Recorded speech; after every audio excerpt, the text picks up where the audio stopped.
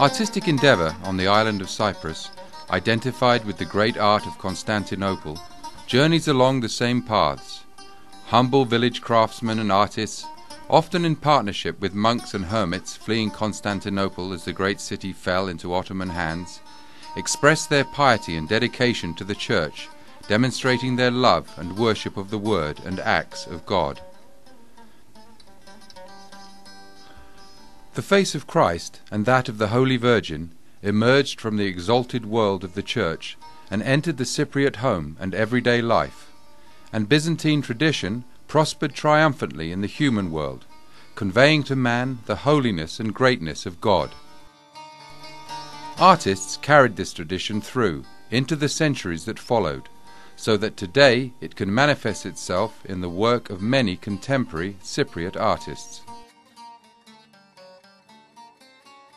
Byzantium is the eastern expression of Christianity, extending throughout the oldest parts of the Roman Empire. Since the time of Constantine the Great, Byzantium persists and continues to persist right through to today. Christian Cyprus encounters Byzantium through the visit of Saint Helena. The island becomes Christian through the preachings of Saints Paul, Barnabas and Marcus, and Cyprus is deeply indebted to Constantinople, the capital of the Byzantine Empire. I was once asked by ecumenical patriarch Bartholomeus as to the importance of the inheritance of Byzantium in Cyprus.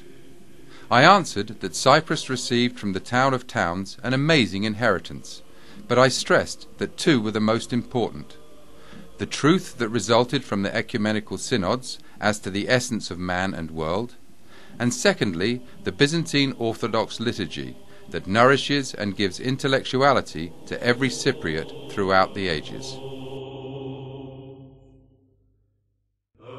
The Orthodox liturgy has a number of meanings. It refers to architecture and the important number of monasteries and churches in Cyprus. But it also refers to the icon, and more specifically to that of the Virgin Mary, the Mother of Christ. In Cyprus we have one of the most important icons of the Virgin, that of Panagia Eleusa of the monastery of Kikos, that used to be the icon of the Byzantine Empire. This icon arrived in the 12th century, and ever since it is an icon that gives substance to the piety of the Cypriot folk. Most of our monasteries are dedicated to the Virgin Mary.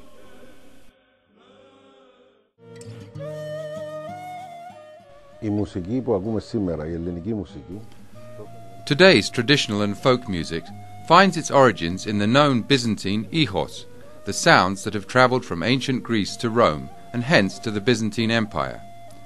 Byzantine music is considered to be a continuation of the music the ancient Greeks used to hear. Both belong to what we call today the Eastern music, but what really differentiates Eastern music from that of the West is the sentiment of harmolipi. It is a composite word of two important Greek words. The one is hara, meaning joy, and the other is lipi, meaning sorrow.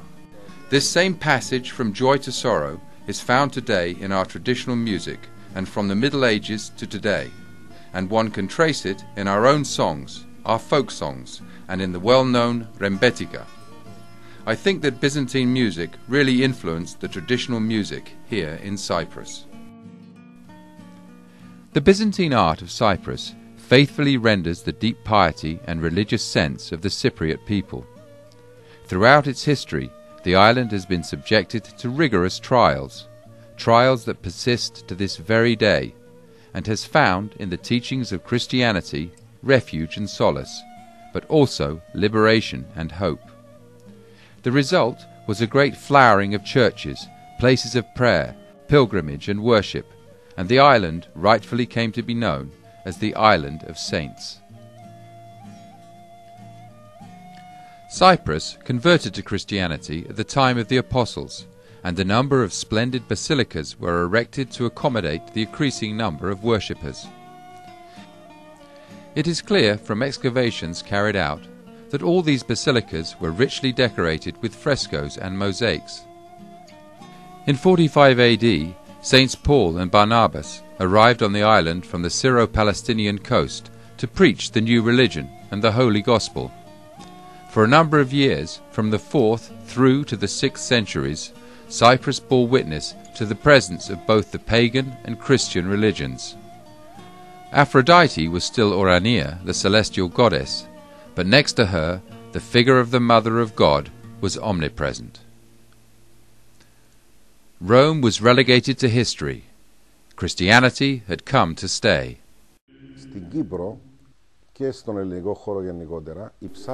Both in Cyprus and in Greece, it is usually the priests, the chanters, that sing in the church. The same people with the unique deep voices also perform in public, and the way they sing traditional songs is definitely influenced by their church singing. And people appreciated this way of expression and participated in the church presence in everyday life. Take for instance the Cypriot singer Kyriakou Pelagia. When she sings, it is as though she is in church in the same manner. This clearly shows that our folk music has become deeply influenced by our church music.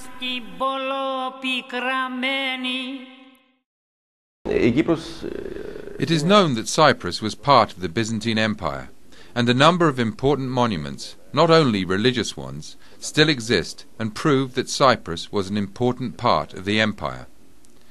It is through these monuments that we can trace the Byzantine culture, and it's only natural for a Cypriot artist to refer to these sites and monuments in the occupied areas of the island, and generally to our civilization, especially if he belongs to the generation that has witnessed the incredible loss and destruction of our cultural heritage after the Turkish invasion of 1974. It is only natural that he wants to be part of this culture. It is only natural that he tries through his art to save what there is to be saved. This is something common to us artists. It is not a feeling that belongs only to me. All artists who were creative in the 1970s and 80s, whether they were musicians, artists or poets, made a tremendous effort to save the remains of our culture and civilization. When we want to understand what Byzantium meant to Cyprus, all we have to do is take a glimpse at the wall paintings of the church of Arachas. See the scene of the Dormition of the Virgin in Asinu, and there we will understand that Byzantium offered us the true presence on earth of the world of heaven, the heavenly world that was made to fit our world, our everyday life, our way of being. Byzantine art is found in the castles of the Pentadactylus range, those of St. Hilarion, of Buffavento and Cantara.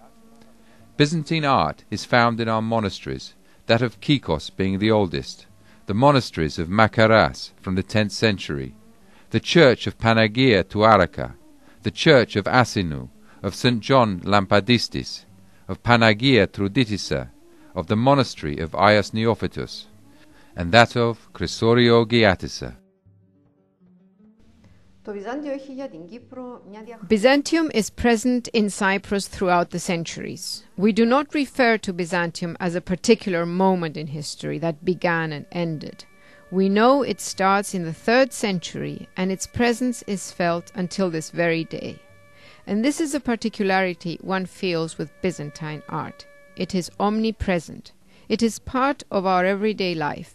It influences a huge amount of our time, and a fair amount of this time is dedicated to our arts. We can trace it, with the only exception of the Ottoman rule in Cyprus, from the 3rd century to the 20th or even the 21st century.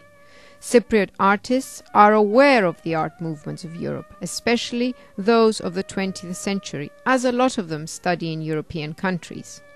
Art in Cyprus, though, continues a very specific path.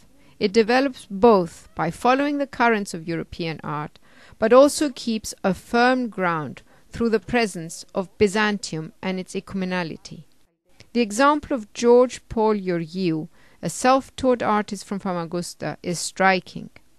Through his art, one can see the presence of Byzantium in the Cypriot folk, in the way they stand, in the way they dress, in their manner of being, at every single occasion depicted in his paintings.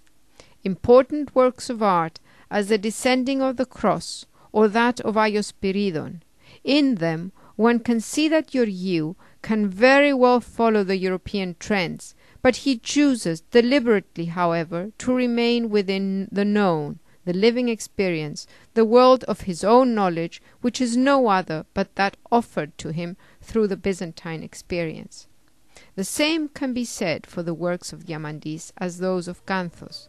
Following their traces, and recognizing the face in the work of Diamandis in the world of Cyprus, one can clearly state that Byzantine art not only is at the basis of their creations, but also persists in each and every work of art.